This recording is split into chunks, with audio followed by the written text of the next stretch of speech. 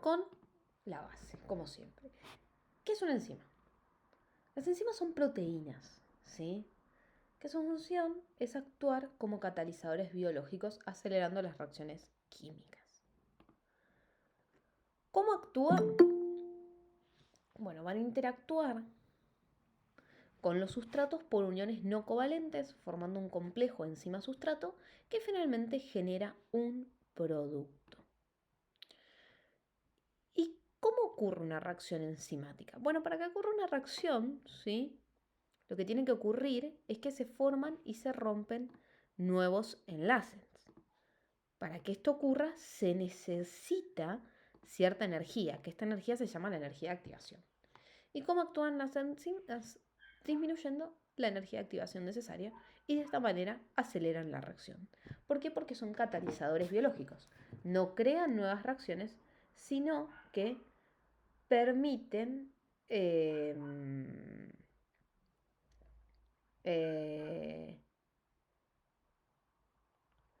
que ocurran más rápido. Bien. ¿Cómo se determina la actividad enzimática? La actividad de una enzima se determina midiendo la cantidad de producto formado o de sustrato consumido en un determinado tiempo. Esto se indica con un tipo de unidad que se llama unidades internacionales, que una unidad internacional es la cantidad de enzima que cataliza la transformación de un micromol de un sustrato por un minuto bajo ciertas condiciones. Y se puede expresar esta actividad como actividad específica, que es la actividad de enzima por miligramo de proteína, que se calcula como actividad específica es igual a unidad internacional sobre miligramo de proteína. Además, algunas enzimas para funcionar requieren ciertos compuestos. Por ejemplo, cofactores enzimáticos. Los cofactores enzimáticos son en su mayoría derivados de vitaminas y las enzimas que requieren cofactores enzimáticos se denominan apoenzimas, que están inactivas, y en presencia del cofactor, que se denomina coenzima, que es el activador, se van a activar formando la holoenzima, ¿sí? Por ejemplo, el ejemplo que más conocemos y que más vimos, el NAD y el FAD. ¿Cuáles son las enzimas que requieren coenzimas? Las oxidorreductasas, las transferasas, las ligasas y las isomerasas. Y algunas enzimas requieren la presencia de iones metálicos, que esas enzimas se llaman metaloenzimas. Por ejemplo, no tienen que saber todos esta lista, pero por ejemplo la anhidrasa carbónica, que requiere zinc. Además hay dos tipos de enzimas particulares que tienen que conocer, que son las isoenzimas, que son enzimas que difieren en la secuencia de aminoácidos, pero que catalizan la misma reacción química, que estas enzimas suelen mostrar parámetros cinéticos diferentes o propiedades de regulación diferentes. ¿Y para qué existen? Porque, por ejemplo, pueden estar en distintos órganos, por ejemplo, órganos con un pH más ácido, como el estómago, en distintos estadios de la célula, por ejemplo, el estadio embrionario, o en células de tipo maligno, como células neoplásicas. Lo importante es esto, que tienen distintos parámetros. Y otro tipo especial de enzimas que tienen que conocer son los zimógenos. Que los zimógenos o proenzimas son precursores enzimáticos que están inactivos, que no catalizan ninguna reacción. Para activarse requieren un cambio bioquímico en su estructura y esto las va a activar. El ejemplo clásico son las enzimas digestivas, que están inactivas para justamente evitar la digestión de la propia célula, ¿sí? Y cuando se activan ante un estímulo pueden actuar. Vamos ahora sí a centrarnos en lo más importante de enzimas, que son los factores que modifican su actividad. ¿Cuáles son? Los dos primeros y los más importantes son la concentración de enzima y la concentración en sustrato. Y esto se va a graficar, que es muy importante que conozcan los gráficos, muy importante, en un gráfico donde lo que vemos es la curva de velocidad en función al sustrato. Entonces se puede ver que la velocidad inicial de la reacción, al principio, fíjense, es directamente proporcional a la concentración del sustrato. Pero al seguir aumentando, la velocidad deja de ser directamente proporcional. y esta aumenta hasta un valor que se mantiene constante. Que este valor que se mantiene constante se denomina velocidad máxima. Que la velocidad máxima es la máxima velocidad que se puede alcanzar en la reacción para esa determinada cantidad de enzima. Entonces, por más que aumente la concentración de sustrato, si no aumenta la cantidad de enzima, no se va a poder modificar, ¿sí?, la velocidad máxima. Y de este gráfico se desprenden dos parámetros cinéticos que hay que saber. Uno es la velocidad máxima y el otro es el de Km. ¿Qué es el Km? Es la concentración de sustrato con la cual la velocidad de la reacción alcanza un valor igual a la mitad de la velocidad máxima. Y esta depende de la afinidad de la enzima por el sustrato. Entonces esos son los dos valores, dos parámetros cinéticos principales que tienen que saber. Este gráfico se llama de Michaelis-Mendel, pero es un gráfico un poco difícil de interpretar porque es una escala logarítmica. Entonces los que se utilizan son generalmente los gráficos lineales, como el de Lindweber-Berg, que es un gráfico, primero que tienen que saber, de inversas, ¿sí? Tienen que entender eso, es un gráfico de inversas. En este gráfico, ¿sí?, lo que podemos ver es cómo todo está inverso, ¿sí? Y vemos que el Km está en la intersección del eje de las X y la velocidad máxima está en la intersección del eje de las Y. Pero vean, esto es inverso. Entonces, por ejemplo, cuanto más alto está la velocidad máxima, quiere decir que menor velocidad máxima hay. Cuanto más abajo, que menor velocidad máxima hay, que mayor velocidad máxima hay. Entonces, eso es importante que lo tengan en cuenta. ¿Qué otros dos factores modifican la actividad? La temperatura. La velocidad de una reacción química suele aumentar cuando la temperatura asciende. Y la temperatura óptima de las enzimas de nuestro organismo es entre 25 a 37 grados. Y alrededor de las 60 grados ya todas están inactivas. Además, las enzimas también son funcionales a un determinado pH, que generalmente en nuestro organismo es entre 6 y 8, pero hay excepciones. Hay enzimas que actúan a pHs mucho más bajos o más altos, como por ejemplo la pepsina en el estómago. ¿Cómo se regula la actividad enzimática? Esto es súper importante y además para entender los temas que vamos a ver mañana en la clase de metabolismo. La actividad enzimática está regulada por, como ya comentamos, concentración de sustrato y o enzima. En algunos casos se pueden inhibir por su propio producto. También como por compartimentalización, ¿sí? Es muy importante que la enzima y el sustrato estén en el mismo compartimiento, es decir, los dos en el citosol o los dos en la mitocondria. Modificación alostérica, donde hay un modulador alostérico que puede activar o inhibir a la enzima al unirse sin generar un cambio conformacional. Modificación covalente, donde un grupo químico, que generalmente es un grupo fosfato, se va a unir de manera covalente a la enzima y la puede activar o desactivar por el mecanismo de desfosforilación, fosforilación. Y modificación genética, que es por inducción o representación de la concentración de la enzima. Recuerden que un tipo de enzima puede tener más de un tipo de regulación, como ya hemos visto. Es muy importante que sepan bien los gráficos, ¿sí? Este gráfico ya se los expliqué, pero es muy importante que lo conozcan y a partir de ese gráfico se desprende una ecuación que es muy importante que la conozcan, que es muy probable haya una pregunta de esto, que es la ecuación de Michaelis-Mendel. Esta ecuación, ¿sí?, que se asocia a la velocidad máxima y el Km, ¿sí?, establece que la velocidad inicial es igual a la velocidad máxima a determinado sustrato sobre el Km a determinado sustrato.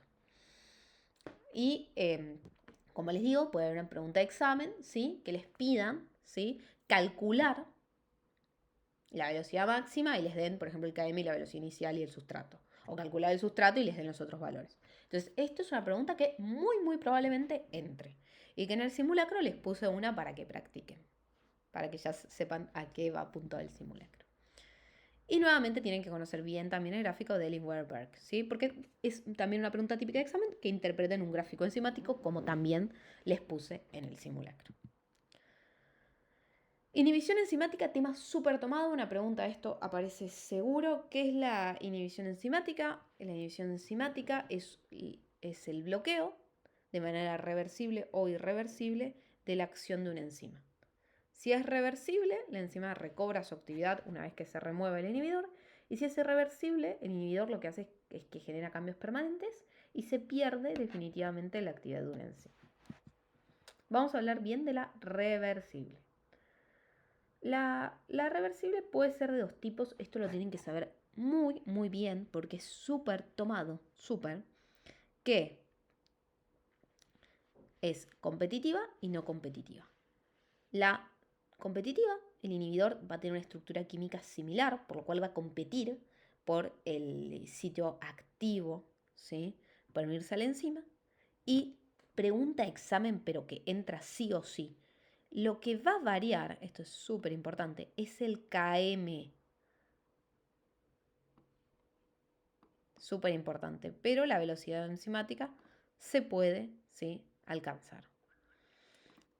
También es muy importante y muy tomado que el inhibidor se puede revertir aumentando la concentración de sustrato y puede ser desplazado. Esto también es muy importante porque es una de las diferencias con la inhibición no competitiva. En la inhibición no competitiva, el inhibidor tiene una estructura distinta y se une a un sitio distinto. Principal diferencia, no se une al sitio activo como en la competitiva. Y lo que cambia, segunda diferencia, es la velocidad máxima, ¿sí?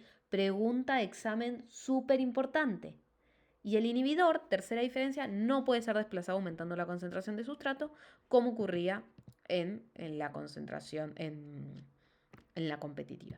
Y acá les dejé los gráficos de Michaelis Mendel y de Lindbergh con presencia de inhibidor, competitivo y no competitivo, que me parecen claves. Yo creo que esto es importantísimo que ustedes lo puedan graficar para verlo bien, ver cómo cambia, interpretarlo, porque es algo que se súper pueda tomar. Y ya antes de ver sus dudas y terminar con enzimas, ¿sí? Hablar un poquito, dos palabras de enzimas séricas, que siempre aparece una pregunta de estos.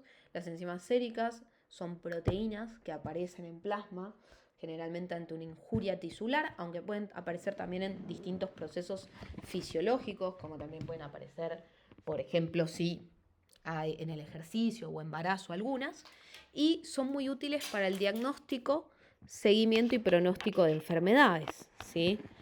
Algo que ustedes tienen que saber y que es una pregunta seguro que hay y que es un punto fácil, es el mapa enzimático sérico, que es lo que les estoy mostrando acá, que es según qué enzima se eleva, cuál es el órgano afectado. Y eso es algo que es muy importante que lo conozcan porque es una pregunta fácil, es una pregunta que tener bien, ¿sí? Entonces una típica pregunta de examen puede ser, por ejemplo, en una pancreatitis, ¿qué enzimas se elevan? La amilasa y la lipasa. Fácil, ¿sí?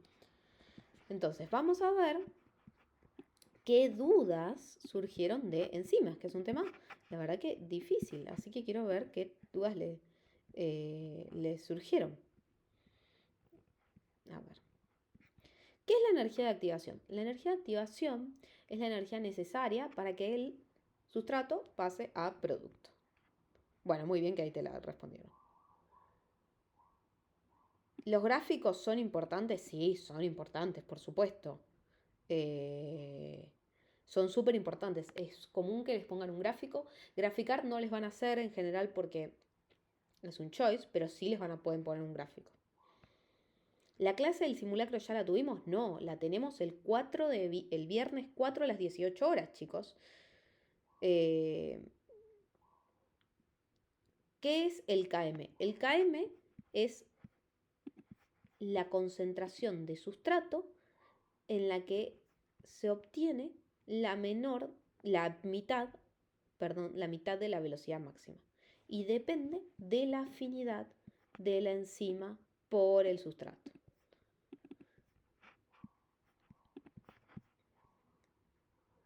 No entiendo por qué el inhibidor no competitivo disminuye la velocidad máxima. Porque no permite, ¿sí?, que la enzima alcance esa velocidad máxima. Por eso. No permite.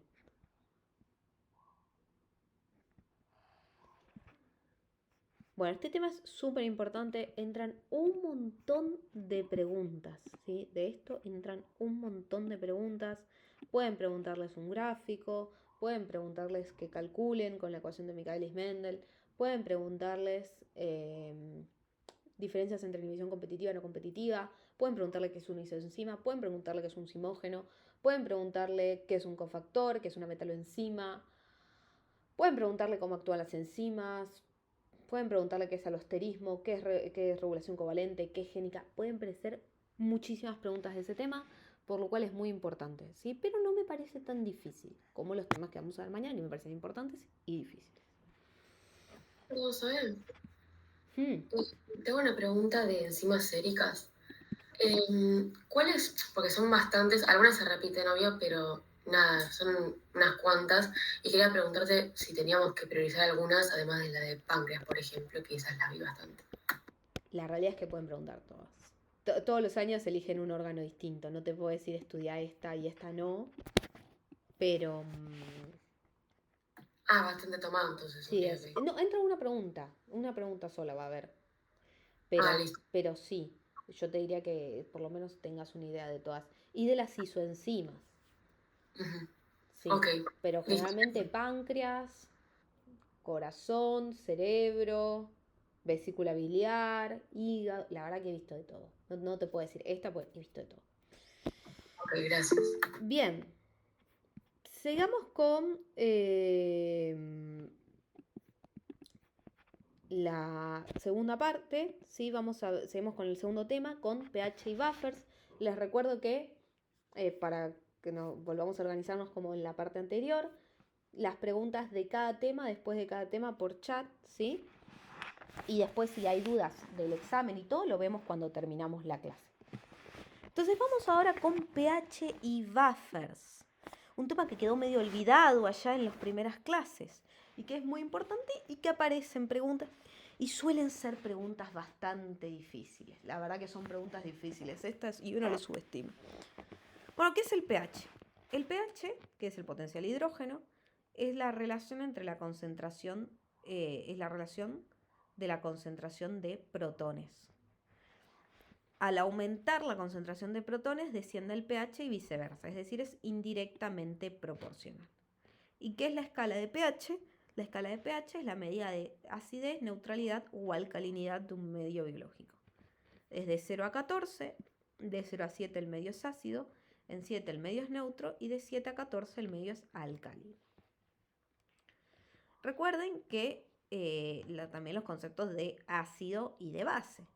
Un ácido es una sustancia que puede ceder protones al medio, mientras que una base es una sustancia que capta protones al medio. Y a su vez se van a clasificar en fuertes y débiles según el Ka y el Kb respectivamente, ¿sí? Esto les recomiendo repasarlo. No lo añadí a la clase porque me parecía de menor importancia, pero sí es importante que lo repasen y lo conozcan. ¿Qué es un buffer? Que acá sí va a haber una pregunta seguro de esto. Un buffer, o también llamado solución amortiguadora o tapón, es una solución que está formado por un ácido y su base.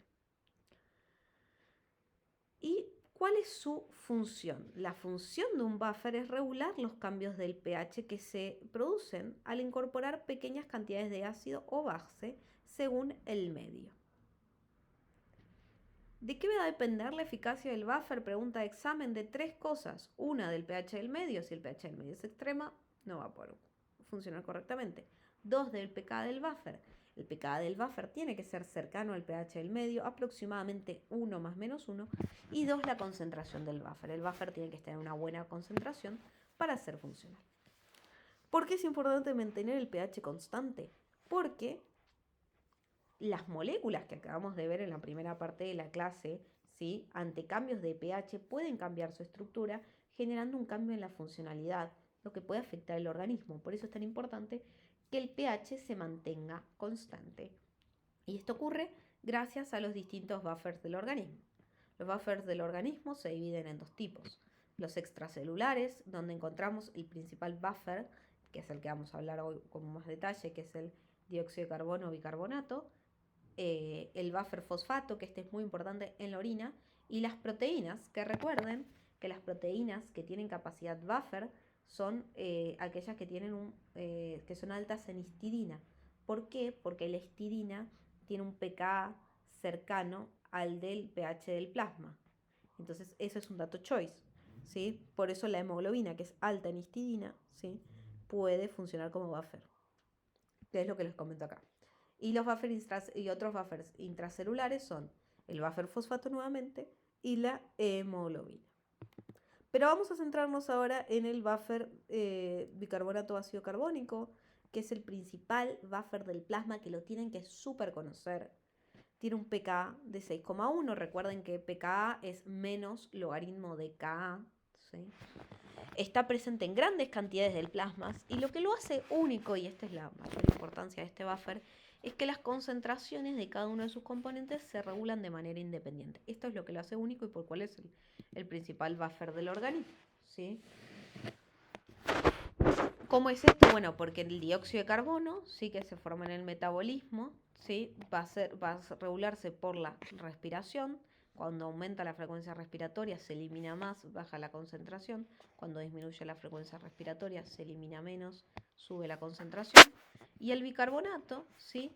Va a ser regulado a nivel renal, ¿sí? Cuando se elimina más por orina bicarbonato baja la concentración y cuando se reabsorbe se acumula y sube la concentración. Se puede calcular el pH a partir de la concentración de los ácidos y las bases, ¿sí?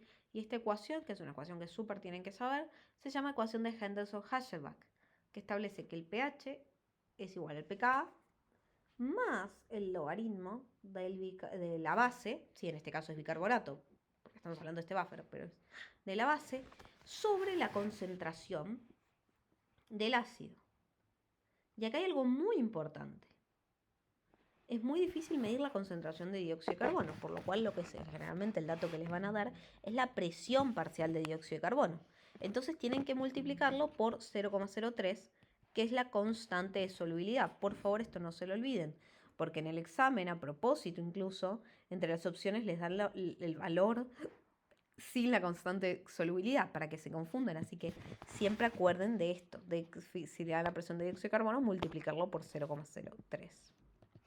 Y a partir de eso se puede calcular, que es una pregunta de examen típica. Y algo que súper preguntan en el examen son las alteraciones ácido-base, por eso les traje este cuadrito. Tengo un video también para mandarles, si alguien quiere, de nuevo me puede mandar por el grupo video de ácido-base para reconocer súper fácil el estado ácido-base. Me escribe después de la clase por el grupo y se lo mando, ¿sí? Pero para explicarlo de manera sencilla ahora, primero que nada, los valores normales que tienen que saber están acá. Y sepan que el pH se puede alterar, ¿sí? Y las alteraciones del estado ácido-base se llaman acidosis, si hay una disminución del pH, o alcalosis, si hay un aumento del pH. La acidosis, ¿sí? Puede ser de dos tipos. Respiratoria, si la causa es un aumento de la presión de dióxido de carbono, o metabólica, si la causa es una disminución del bicarbonato. Y la alcalosis también puede ser de dos tipos. La alcalosis es un aumento del pH y puede ser respiratoria si hay una disminución del dióxido de carbono y metabólica si hay un aumento del pH. Como habíamos dicho al principio de buffers, acuérdense que el pH se tiene que mantener constante. Y para esto hay distintos mecanismos que intentan corregir, ¿sí?, los cambios del pH. Si hay una alteración a nivel del dióxido de carbono, el mecanismo que compensa es el mecanismo renal, tratando de aumentar o disminuir, según corresponda, las concentraciones de bicarbonato. Y al revés, si hay un problema en las concentraciones de bicarbonato, el mecanismo que intenta compensar es el respiratorio, aumentando o disminuyendo las concentraciones de dióxido de carbono según correspondan. Y acá les traigo este cuadrito que me parece salvador, que es como en los distintos tipos de trastornos va a estar el pH, el cambio primario, que es la causa, ¿sí? Recuerden que si es por dióxido de carbono es respiratoria y si es por bicarbonato es metabólica. Y el cambio secundario, que es la compensación, ¿sí? Y es bastante simple porque fíjense, el cambio primario y el cambio secundario siempre coinciden, siempre. En la acidosis metabólica coincide todo, en las metabólicas, perdón, coincide todo, y en la respiratoria lo único que es al revés es el pH. Entonces es muy fácil de aprender y con este cuadrito van a poder contestar cualquier pregunta de trastorno ácido-base. Y de nuevo, si necesitan, les puedo mandar el video de cómo en 3 pasos poder responder. Y acá les dejé un cuadrito más para que puedan cerrar el tema. Y esta tabla, ¿sí?, con todo lo que tienen que saber de pH, ¿sí? con los valores, las ecuaciones, porque tienen que saber estas ecuaciones, ¿sí? Y algunas explicaciones más, como para que puedan cerrar pH bien. Y como les digo, es un tema que les cuesta. En el examen vemos que esas preguntas en general las dejan quizás para el final y no están tan bien respondidas. Pero no se preocupen que en el simulacro les puse preguntas de pH. Pasamos ahora a bioenergética. Sí, creo que este es el tema numérico más tomado y últimamente igual se está tomando mucho teórico de este tema, más orientado a la teórico. Como para que, lo digo para que no solo hagan ejercicios, que es súper importante, sino que también repasen y entiendan los conceptos teóricos. ¿Qué es la bioenergética? La bioenergética es el estudio de las transformaciones de energía que ocurren en las células vivas en función de los procesos químicos. Hay tres tipos de energía. La energía, disculpen. Los cambios de energía se pueden describir por tres tipos de cantidades termodinámicas, que son la energía libre de Gibbs, que es de la que más vamos a hablar, la entalpía y la entropía. Estas tres son funciones de estado. ¿Qué quiere decir que sean funciones de estado? Y este es un concepto teórico que pueden preguntar, que depende solo del estado inicial y del final, ¿sí? No del camino, solo de la variación de los reactivos, que es el estado inicial, y los productos. Y empezamos con la energía libre de Gibbs, que es de acá donde salen la mayoría de las preguntas. ¿Qué es la energía libre de Gibbs? Es la energía disponible para realizar trabajo, ¿sí? A presión y a temperatura constante, que puede predecir si una reacción es espontánea o no. Pero no significa, si una reacción es espontánea, no significa que ocurra a una velocidad compatible con la vida, porque puede ocurrir de manera muy lenta y que no sea compatible con la célula. Pero eso la energía libre de Gibbs no nos habla de velocidad, nos habla de que es espontáneo o no. Y esta diapositiva es súper clave que la entiendan, porque acá salen un montón de preguntas, ¿sí? Que es interpretar el delta G, que el delta G es la variación entre la energía de Gibbs de los productos menos la energía de Gibbs de los reactivos o sustratos. Si el delta G es negativo, la reacción es espontánea, ocurre en el sentido que esté escrito. Si el delta G es positivo, la reacción no es espontánea, no ocurre en el sentido que esté escrito, requiere energía, pero ojo, si se acopla a una reacción que sea termodinámicamente favorable, sí puede volverse espontánea. Eso es importante que lo sepan. Y si el delta G es igual a 0, la reacción está en equilibrio, ¿sí? No requiere ni libera energía, ¿sí? La reacción ocurre en ambos sentidos. Y eso acuérdense, porque a veces les dicen, les ponen un ejercicio y les piden calcular, ¿sí? Hacia dónde va y le dicen que el delta G es 0.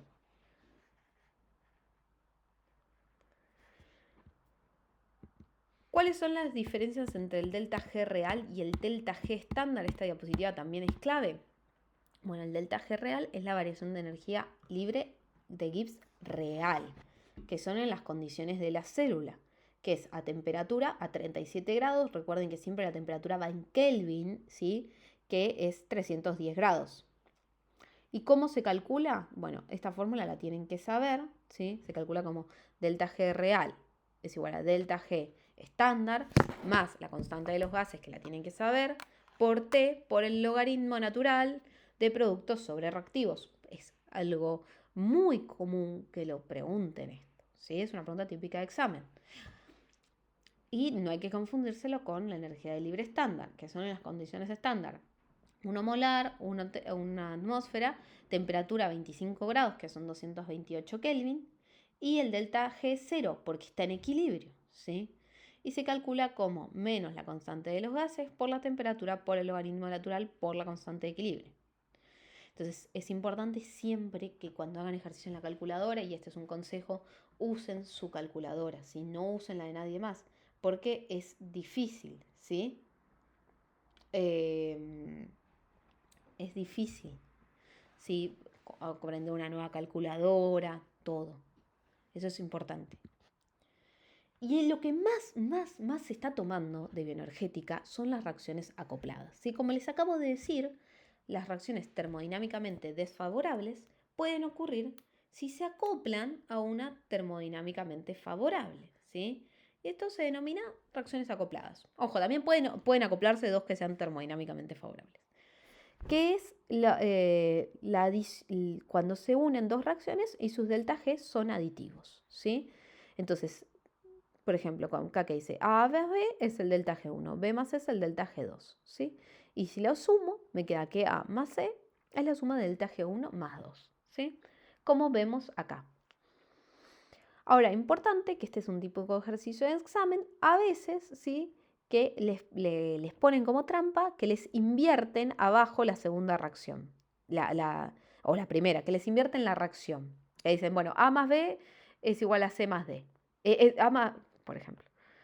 Y ustedes ahí tienen que darse cuenta que si algo que estaba en sustrato pasa a producto, hay que invertir el signo del delta G.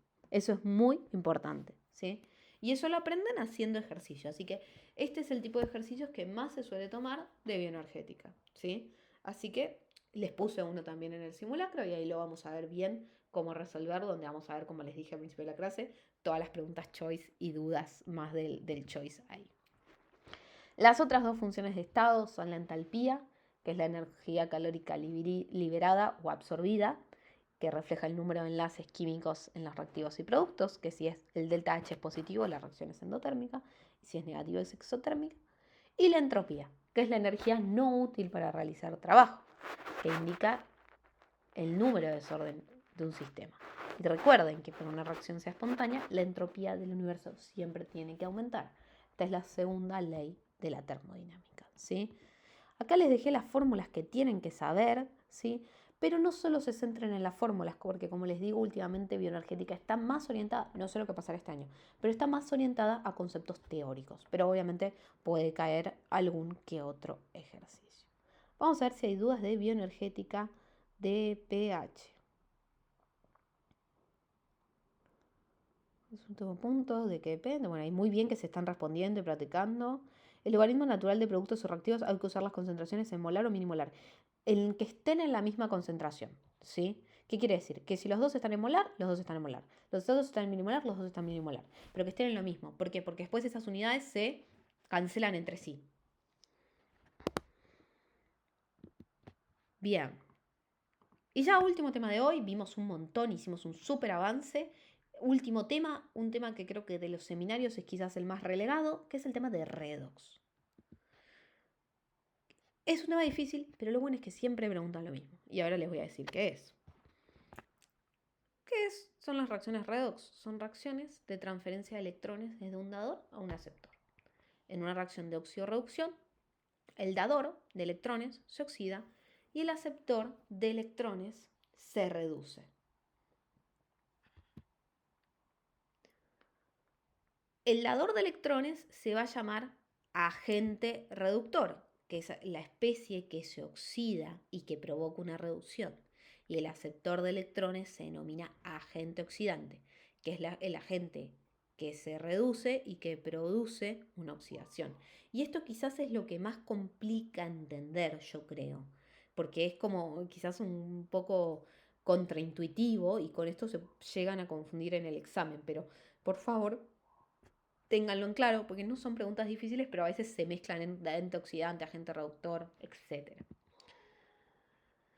Las reacciones redox se dividen en dos hemirreacciones, hemirreacción de oxidación y reducción. Ambas reacciones ocurren simultáneamente y en cada hemirreacción hay una especie reducida, que es el dador de electrones, y una especie oxidada, que es el aceptor de electrones, y que en conjunto van a constituir el par redox, ¿sí? Es importante conocer lo que es un par redox y cómo se escribe según la literatura. Eso también es más detalle, lo pueden leer en la guía o lo vimos en la clase. Y lo más importante es esto. A esto va la pregunta de examen. ¿Qué es el potencial de reducción? ¿Qué es el potencial de reducción? Es la tendencia a reducirse de la especie oxidada de cada par. También hay un potencial de reducción estándar y real, como pasa en la energía libre de Gibbs que ya vimos, y el delta E se calcula como potencial de reducción de mi reacción de reducción menos mi reacción potencial de reducción de la hemireacción de oxidación. ¿Y cómo sé cuál se oxida y cuál se reduce? ¿Cómo lo sé? Porque lo tengo que saber. Y esta es la clave. Esta es la clave. Se reduce la especie oxidada de la hemireacción con mayor delta E. Y se oxida la especie reducida de la hemireacción con menor delta E. Esto es la clave para los ejercicios redox. No se preocupen, cuando hagamos el simulacro, les agrego un ejercicio de redox y lo vamos a practicar juntos, ¿sí? Pero eso es muy importante, que sepan esto. Y es muy importante que si vieron los valores de redox, si alguien ya hizo ejercicios, a veces hay valores negativos. Y acuérdense que los valores negativos es al revés. Por ejemplo, menos 0,01 es más grande que menos 3, ¿sí? Pues está más cerca del 0. Y eso es algo que también se equivocan. Ojo con los valores negativos, chicos. Y a partir del potencial de reducción se puede calcular la energía de Gibbs. Y esto también lo pueden preguntar. Y esto es a partir de esta fórmula que es delta G menos N, que es el número de electrones, que generalmente es 2, por la constante de Faraday por el delta E. Y siempre, siempre, y esto es importantísimo, el signo del delta G tiene que estar distinto al delta E. Si me dan los dos positivos o los dos negativos, algo hice mal, ¿sí? Entonces, si les piden calcular el delta G y su delta E es positivo y el delta G les da positivo, hay algo que hicieron mal. Entonces, atentos a eso en el examen. O mismo, si les pide calcular el delta G y el delta E es positivo y hay dos opciones que son positivas, ya esas las descartan. Entonces ya, aunque no lo sepan calcular, ya saben que tiene que ser del signo contrario, ¿sí? Y de nuevo, las fórmulas que tienen que saber. Y otra cosa a recordar, ¿sí? Son estos compuestos, ¿sí? Que tienen que recordar cuál es el oxidado y cuál es el reducido. A veces han tomado, ¿sí? Le digo porque a veces los han preguntado, ¿sí? Por eso no quería, no quería dejar de incluirlos, ¿sí? Porque a veces preguntan cuál es el reducido y cuál es el oxidado.